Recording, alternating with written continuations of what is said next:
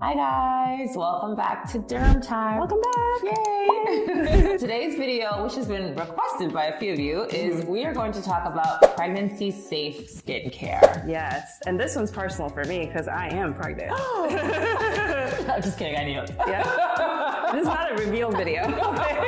We already know. Yeah. Although you did reveal it to me in here. I did. You're right. I did. Yes. Yeah.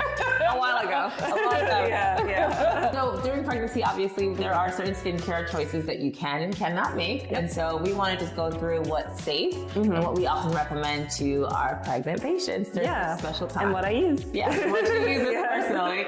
So if any of that sounds of interest to you, please stay tuned and please don't forget to comment, like, and subscribe.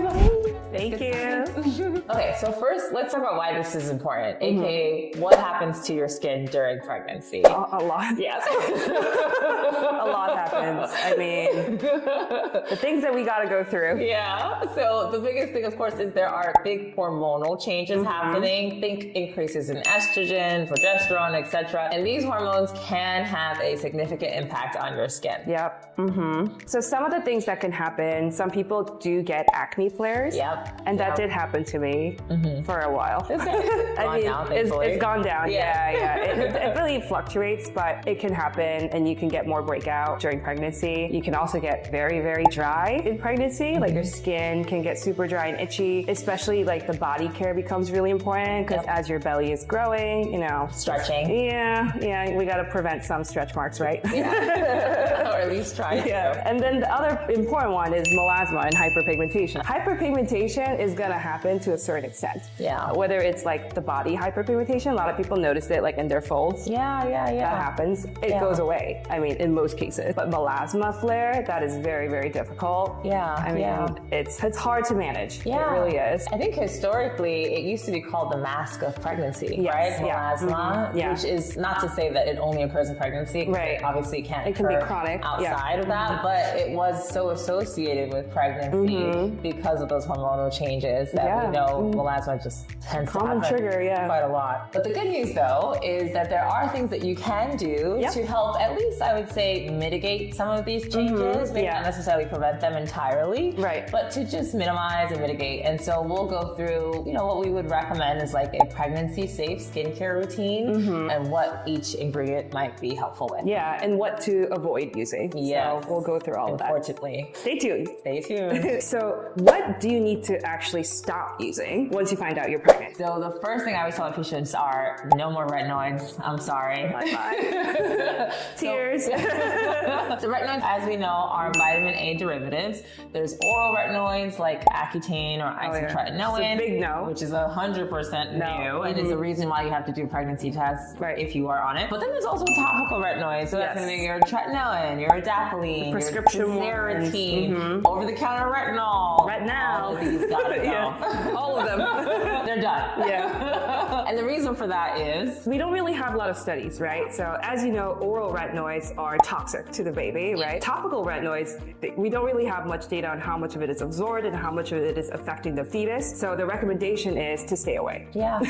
And it sucks, but it's just the safest thing to do. Yeah. So I always just tell all my patients to just stop their retinoid, prescription or not prescription, just take it off the table. Yeah. But there are alternatives, which we will get to later on. Yes. Another ingredient, which is sometimes used with retinoid, is hydroquinone, which is used sometimes as like a skin lightener or for pigmentation. Yeah. That unfortunately does have some absorption in the bloodstream, so that has to go too. Yeah, we use it a lot for melasma, like for temporarily, but this one you cannot continue in pregnancy. Yeah, and I think it's important to mention because of the melasma that is likely to occur. Yes. Sometimes I think there's a temptation to treat it during pregnancy, but no, we don't do hydroquinone. I mean, I guess the good thing is it's not available over the counter, at least in the US, right? Yeah. Maybe not in other countries, but in the US it's off over the counter, although it was available in the past. Yeah. So Either way. If you don't get it by script, you won't get it. Yeah. So save it for post-pregnancy. Yes. Now, what's your opinion on benzoyl peroxide or salicylic acid, which is used a lot in acne products, right? And some patients get acne in pregnancy. They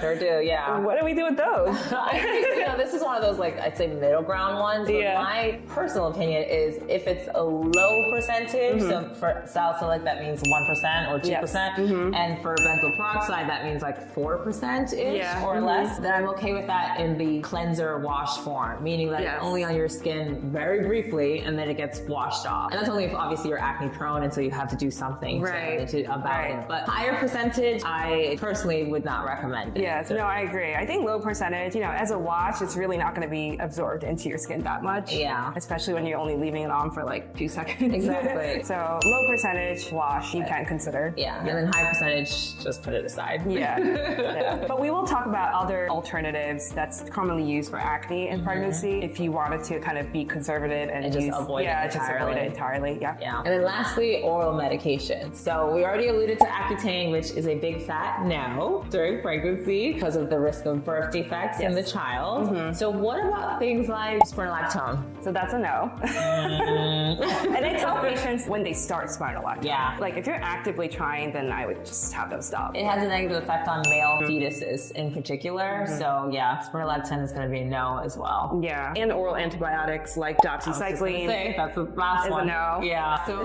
Accutane, no. Spironolactone, no. Yeah. And doxycycline, no. Unfortunately. Yeah. I mean, in general, we try to avoid orals, right? Yeah. Like when you're pregnant, try to keep treating stuff with topicals, Yeah. Especially when it's just on the skin. Like, we don't want to overdo it with oral medication, so. I agree. So this sounds really negative, so let's transition. Okay, let's go to what we can use. What you can use. Yeah. It's really not that dire, I promise. I know, we're like, oh, you can use this. Nope. Bye. It feels like that sometimes though in clinic. I know. Yeah, I know. Yeah. I'm like, stop everything. Sorry. Yeah. So the good news is there are some things that are pregnancy safe and are helpful, especially if you're someone who is an acne prone patient, or maybe you were not acne prone, but now that you're pregnant, all of a sudden you're finding yourself breaking out. So what can you do?